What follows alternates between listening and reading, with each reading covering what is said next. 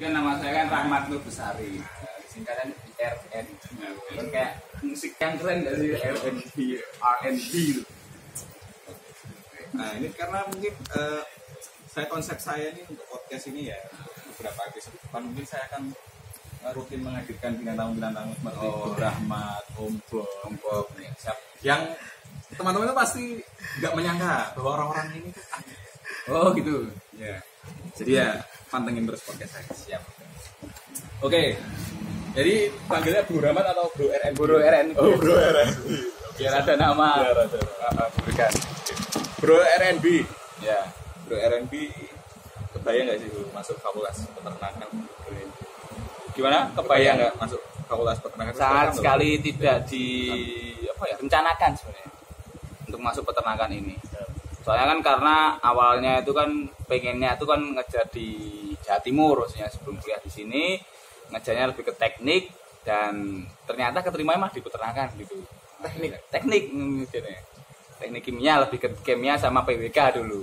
PWK ya, PWK. Perencanaan wilayah kota. Oh. Sekitar gambar berarti? Ya enggak, cuma pengen aja. Kan soalnya pengen jadi wali kota dulu. Apa hubungannya? Ya biar mata kota itu.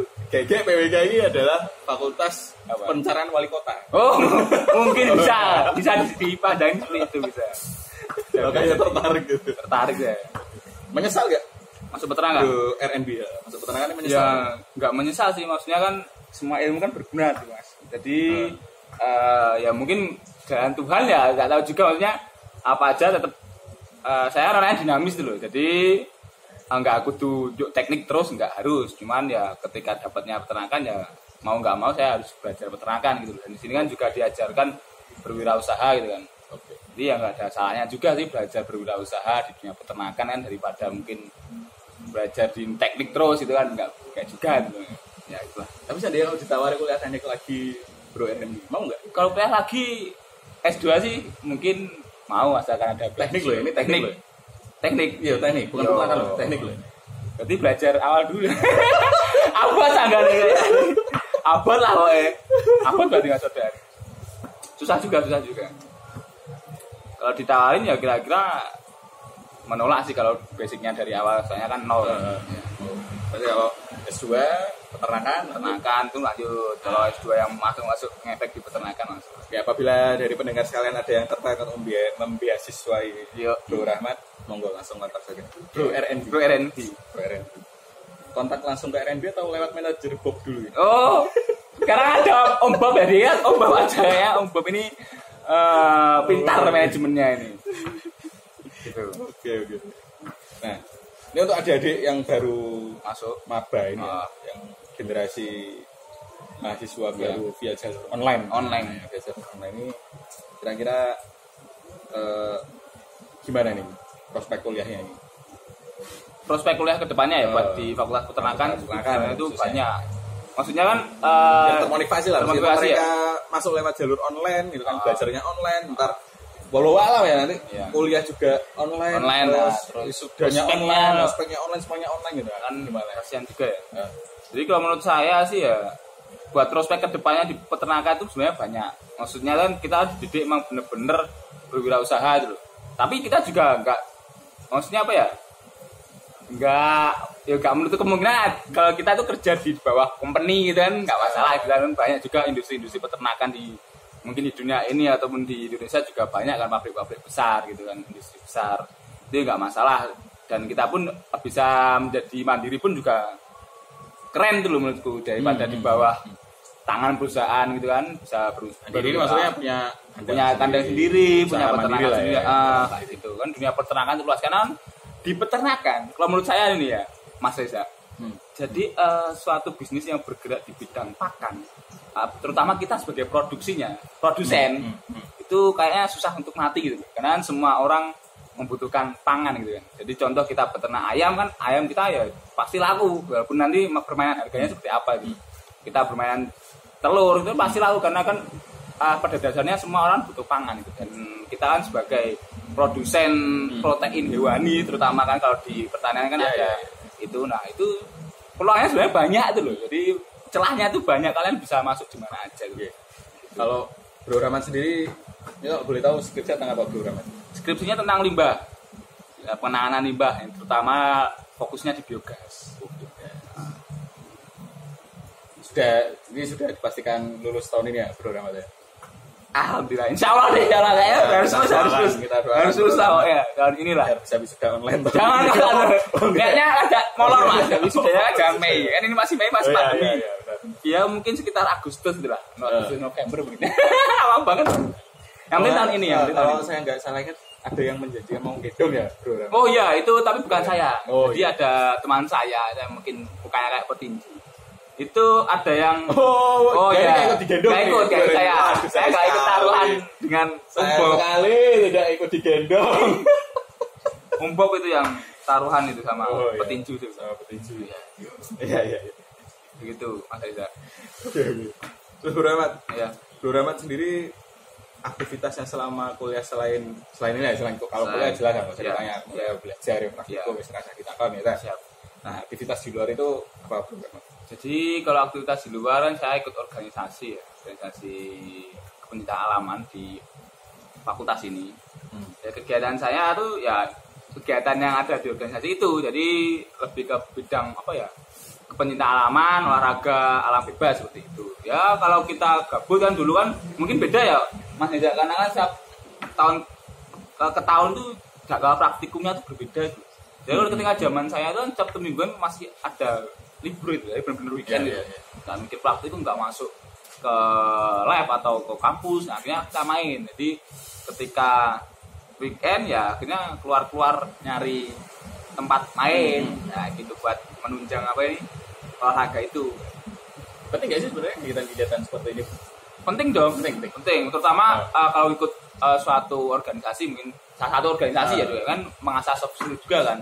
Bagaimana kita nanti besok terjun ke masyarakatnya. Jadi ketika kalian besok kan pasti ada KKN juga kan di UGM. Itu kan ketika kalian basicnya udah dapat soft skill yang mungkin pinter gamble ataupun apapun yang soft skill yang didapat dari organisasi tersebut kan bisa dipraktekkan langsung ke masyarakat tuh.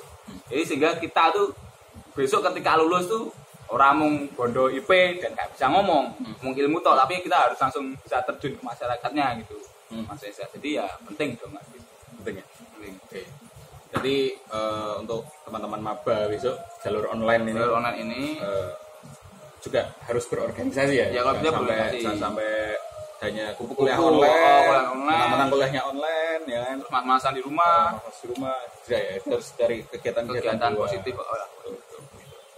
Kira-kira kalau UKM online ada deh. Wah ini kan bingung ini.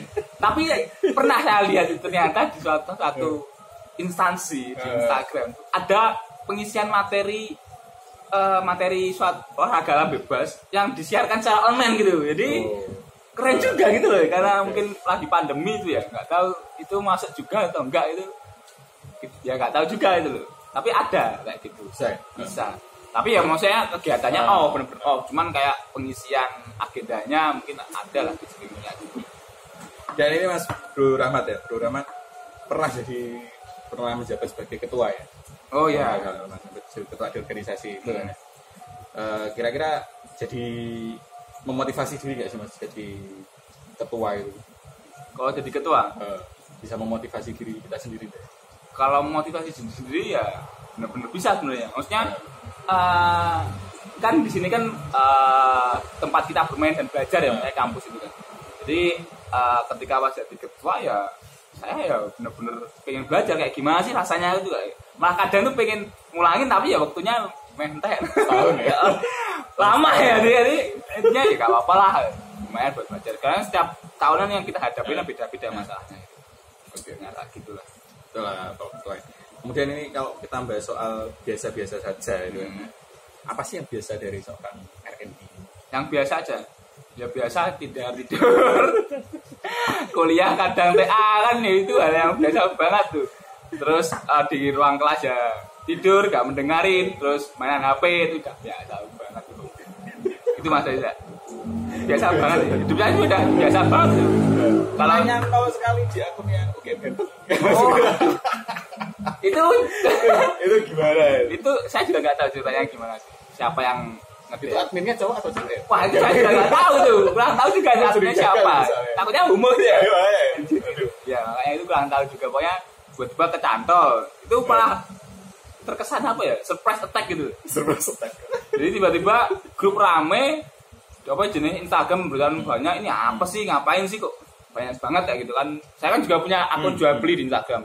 Ya alhamdulillah kalau di PM itu yang barang saya ternyata bukan ya, malah foto-foto saya di komen banget gitu. Akhirnya ya kaget, akhirnya ya udahlah. Ya, gimana kan ada plusnya juga buat saya gitu. Jadi ya Om Bob kira-kira masuk gak ya? Oke, Om Bob ketika muda masuk banget itu. Jadi sekarang mungkin udah expired ya, maksudnya bukan waktunya gitu kan.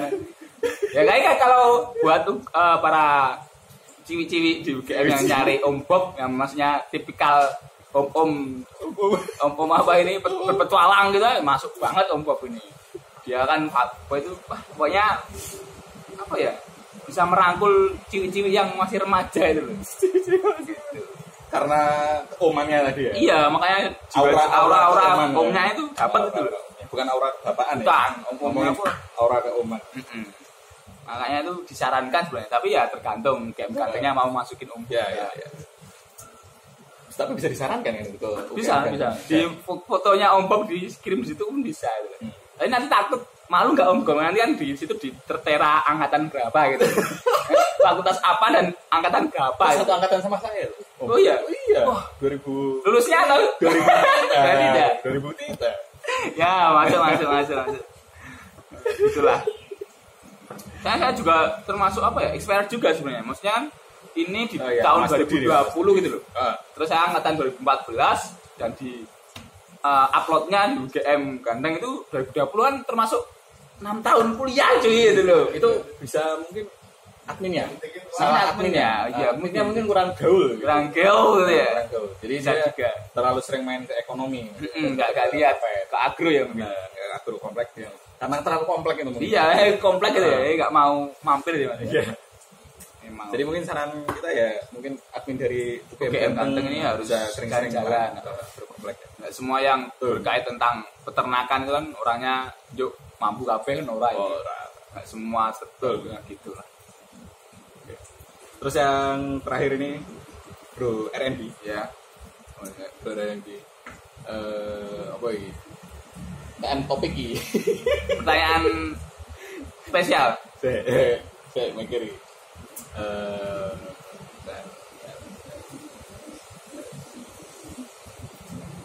berat. Kira-kira nih, setelah lulus nanti ini apa yang mau dikerjakan? Yang pertama itu nembung orang tua dulu. Maksudnya itu yang pertama kan saya tuh diperbolehkan nggak pertama kerjanya keluar gitu kan, kayak saya anak terakhir kan. Anak terakhir tuh mau keluar dari daerah. Kota, keluar daerah. Ini kan sudah keluar kota. Kan masih kuliah. Oh. Nah, ini kalau kerjanya nggak, kerjanya mau di daerah kota sana, kampung saya, atau saya boleh keluar. Soalnya kan ya kalau kakak kan masih udah, saya kan udah di Jakarta nih, jadi otomatis ya di sana. Nanti kalau dua-duanya jauh lagi kan kasihan, kasihan juga karena kan orang tua udah tua. Kemudian kalau rencana lagi yang paling penting itu adalah hobi saya di Kediri tercukupi atau terpuaskan. Hobi.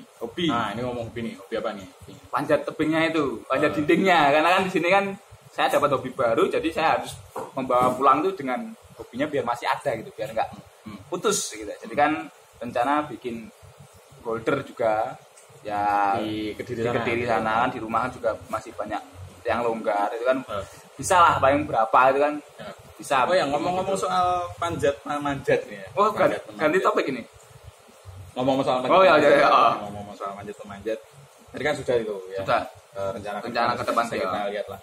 Jadi kan rekan-rekan terutama mahasiswa baru online ini tidak perlu khawatir tentang masa depan mereka. Oh ya, nggak perlu. Yang penting mereka punya cita-cita ya. Nah, karena soal manjat nih. Ini kan banyak orang yang panjat sosial. Oh, ada sosial ya, benar. Sosial. Benar banget. Kenapa milih panjat tebing daripada manjat sosial? Karena gini, kalau orang fokusnya manjat sosial, ini ya menurut saya fokusnya biar di manjat sosial, dia nggak bisa manjat tebing. Tapi kalau orang bisa manjat tebing, manjat sosial itu bonusnya itu. Oke. Ya, jadi ketika bisa manjat tebing nanti dia viral, kan manjat sosialnya juga dapat gitu. Jadi dia dapat 2 gitu, daripada cuma manjat sosial.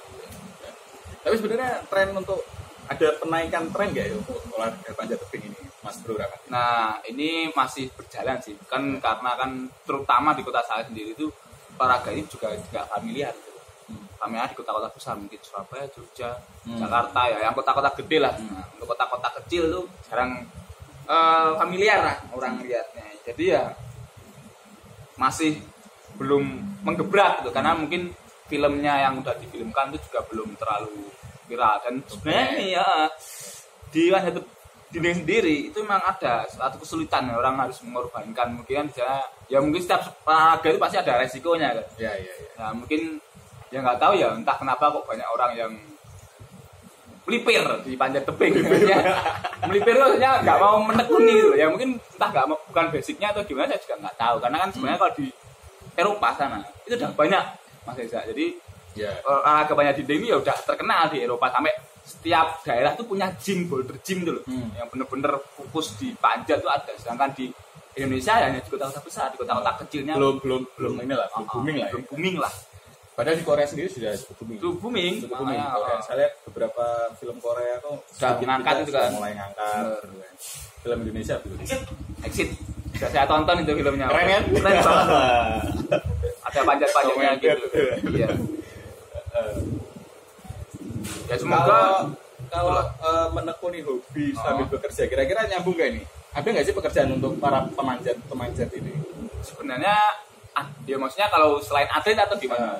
Ya mungkin salah satunya kan atlet. Mungkin selain atlet gitu. Jadi selain atlet mungkin bisa kayak jadi gambaran untuk adik bro kita yang online ini. Gitu. Ya bikin apa, film dokumenter atau apa itu? Ya bisa juga. Ya juga terus bikin ya YouTuber juga bisa, terus mengenalkan mereka tebing-tebing, terus jadi pemateri di mungkin beberapa instansi yang membutuhkan kayak safety prosedur atau rescuer lah gitulah. Itu juga bisa ada rescue cukup sosial. Rescuer. Banyak sebenarnya kalau mau menekuni di panjat, terutama karena kita dapat basic di powernya ya, maksudnya tenaganya kan pasti pemanjat itu kan jarang pemanjat, maksudnya ya yang saya pernah lihat pun pemanjat Eropa itu nggak ada yang bobotnya maksudnya melebihi batas normal gitu loh, maksudnya mereka orang-orangnya pasti bisa menjaga berat badannya ideal. Makanya kan dengan postur seperti itu mudah buat ganteng. Mungkin ya, gitulah. Kekuatannya di panjat itu gitu. Kita dapat powernya. Jadi kita sarankan untuk Om Bob untuk menekuni olahraga panjat. Ya. Om Bob itu malah lebih kuat. Om Bob lebih kuat, Om Bob. Jadi saya pernah manjat di tebing, di saat tebing di Jogja, daerah Ponorogo. Itu batunya itu sampai ketarik gitu loh. Batu yang besar yang nempel di tebing itu sampai apa ya itu? Ambrol atau apa itu ya? Itu antara Om Bob yang kuat atau batu yang nggak mau dipegang. Wah, itu nggak tahu juga loh. Saya juga bingung. Bisa ditanyain itu batu ya. Batunya, kamu kenapa kok roboh? Saya minder dipegang Om Bob. Iya. Entah itu kuatnya Om Bob apa batunya itu. Iya. Oke pemirsa, itu tadi sekilas tentang ngobrol-ngobrol santai kita dengan Bro RNB. Di obrolan yang biasa saja ini semoga bisa diambil sedikit ya banyak informasi baru soal panjat, soal UGM ganteng atau yang soal mahasiswa online atau yang lainnya. Yang penting untuk mahasiswa baru ini tetap semangat dong ya, meskipun online, meskipun nanti ujian online, skripsi online, semuanya serba online. Semangat lah tetap. Oke, ada pesan-pesan mungkin? Buat selamat Mas Bro, terserah ini mau kirim-kirim salam atau apa ini mau pesannya mungkin buat orang-orang yang mendengarkan ya.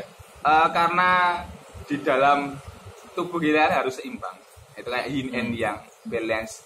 Jadi sehat jasmani dan rohani, jangan lupa tetap digerakkan badannya. Walaupun kalian sudah belajar terus, jangan lupa badan juga digerakkan. Kalau salah satu saja yang bergerak. Apa ya ini? Dia mikir apa ya ini yang bergerak ini?